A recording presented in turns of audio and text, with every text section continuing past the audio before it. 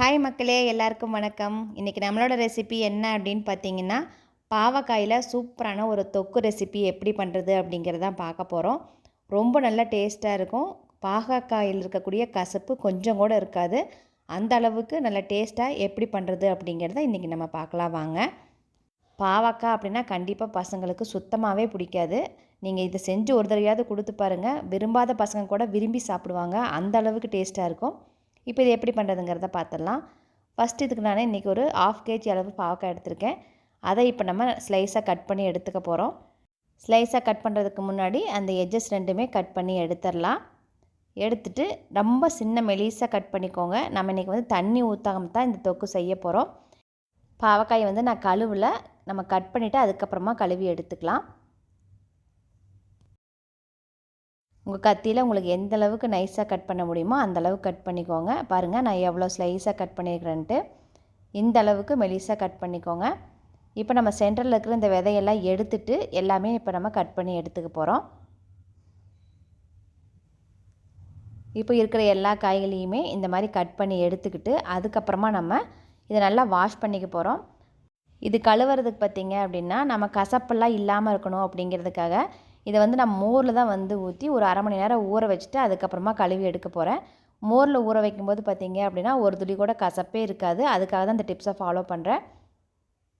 இந்த பாவக்காயில் மோர் ஊற்றுனதுக்கப்புறமா கொஞ்சமாக உப்பு சேர்த்துட்டு நல்லா ஒரு அரை மணி நேரம் இதை நான் ஊற வச்சுக்கிறேன். நீங்களும் இதே டிப்பை ஃபாலோ பண்ணுங்கள். கண்டிப்பாக ஒரு துளி கூட கசப்பே இருக்காது பாவக்காய். இதில் மோர் பார்த்திங்க அப்படின்னா காய் மூழ்கிற அளவுக்கு ஊற்றிட்டு நம்ம அரை மணி நேரம் ஊற வச்சிடலாம். எல்லா காயிலையுமே வந்து மோர் படுற மாதிரி நல்லா ஒரு தடவை மிக்ஸ் பண்ணி விட்டுட்டு அப்புறமா விட்டுருங்க. அரை மணி நேரம் ஆனதுக்கப்புறமா இப்போ நம்ம தாளித்து விட்டுடலாம். தாளிக்கிறதுக்கு பார்த்தீங்க அப்படின்னா ஒரு அடிக்கனமான பாத்திரமோ இல்லை இந்த மாதிரி ஒரு மண் சட்டியோ எடுத்துக்கோங்க. அப்போ தான் வந்து நம்மளுக்கு அடிப்பிடிக்காமல் நல்லா வெந்து சுருண்டு வரும்.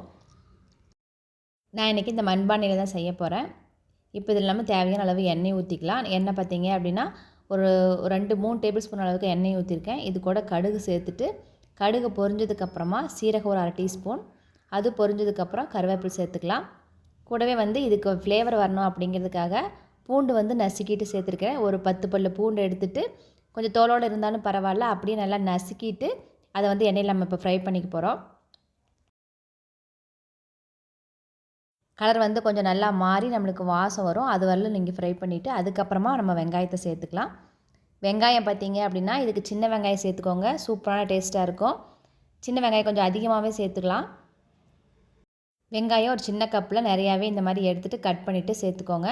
சின்ன வெங்காயம் இல்லை அப்படின்னா நம்ம பெரிய வெங்காயம் கூட நல்லா பொடியாக கட் பண்ணிவிட்டு அதுவும் சேர்த்துக்கோங்க.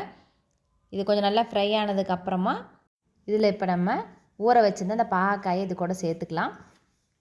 பாகக்காய் வந்து மோரில் நல்லா ஊறி நம்மளுக்கு ஒரு நீர் கோர்த்த மாதிரி இருக்குது. அதனால் தண்ணி எதுவுமே சேர்க்க வேண்டாம். அந்த காயில் இருக்கிற நீரே போதும். நம்மளுக்கு வெந்து வர்றதுக்கு கரெக்டாக இருக்கும். காயும் அது மட்டும் இல்லாமல் நம்ம ரொம்ப ஸ்லைஸாக கட் பண்ணியிருக்கிறதுனால சீக்கிரமாகவும் வெந்து வந்துடும். இப்போ இதை நல்லா மிக்ஸ் பண்ணி விட்டுட்டு மூடி வச்சிடலாம் ஒரு 5 நிமிஷம். மூடி வச்சுட்டு மறுபடியும் எடுத்துகிட்டு நல்லா மிக்ஸ் பண்ணி விட்டுருங்க.